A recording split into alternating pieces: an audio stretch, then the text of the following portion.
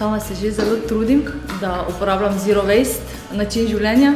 Doma sem že porabila vse stare zavese, mami mi je nakopičila vse žive, tako da sama šivam, sama se šijem, tudi novoletna darila bom vsem prijateljem, znancem, sorodnikom zašila in podarila, torej bo vsa božična darila zero waste.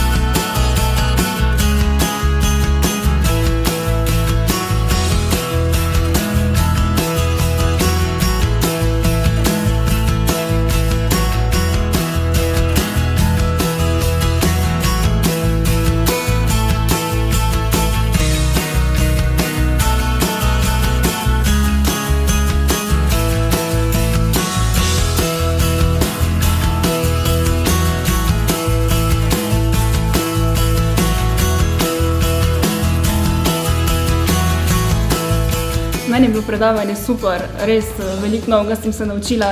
Naprimer to, da lahko čebelji vosek uporabiš namesto plastičnih folij, to je meni čisto neki wow, nisem vedela, da se to v Sloveniji da dobiti. Tudi sama se ukvarjam s tem doma, ampak jaz sem šla kupiti v center za ponovno uporabo vrečke in tudi doma ozaveščam o tem in upam, da bo tudi, da se kaj prime koga.